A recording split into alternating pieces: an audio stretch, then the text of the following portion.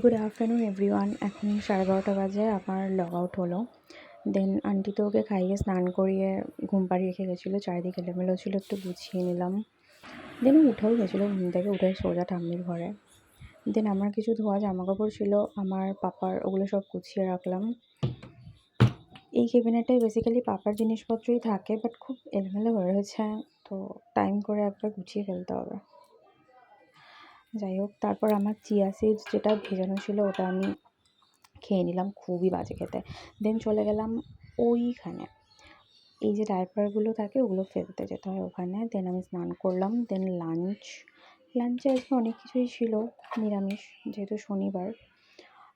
But আমি যে মর্নিংয়ে পাপার জন্য রান্না করেছিলাম ওখান থেকে কিছুটা বেঁচেছিল, সো যেহেতু নিরামিষ কেউ খাবে না ওটা, মাছ টাছ, তো আমাকে ওটাও একটু খেতে হয়েছে, নাহলে আবার ফেলা যেত। আর ফ্রিজে রাখবো না, কারণ ফ্রিজে রাখলে ওই নিরামিষগুলোর সাথে ছোঁয়াছানি হয়ে যেত, এই কারণে। এরপর পাপার জন্য একটা বেদানা বার করে গেছিলাম ফ্রিজ থেকে, কিছুক্ষণ জলে ভিজিয়ে ওটাকে জুস করে ওকে খাইয়ে দিলাম। তারপর ঘুম পাড়ানোর অসীম চেষ্টা। তুমি ঘুমাবে না? তুমি না না না, দেখেছো? তোমরাই বলো একে নিয়ে আমি কি করব।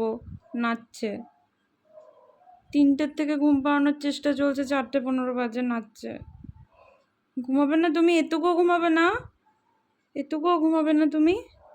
যাই হোক, চেষ্টা ব্যর্থ। এই করতে করতে বেজে গেল সন্ধ্যে 6টা, চারিদিক আবার এলোমেলো। তো এগুলোকে ঠিকঠাক করে গুছিয়ে ফেললাম। দেন ওর জন্য যে গরুর দুধ রাখা হয় ওটাকে খাইয়ে দিলাম সন্ধ্যাবেলা গরম করে। দেন আমার লগইন ছিল 7টা থেকে। দেন সন্ধ্যাবেলা আবার আমার জন্য ম্যাগি আর ওর জন্য ওটস করেছিলাম। আন্টি ওকে খাইয়ে ঘুম পাড়িয়ে রেখে গেছে। লগ আউটের পর 10:30টার পর রাতে আবার একটু করে নিলাম স্কিন কেয়ার।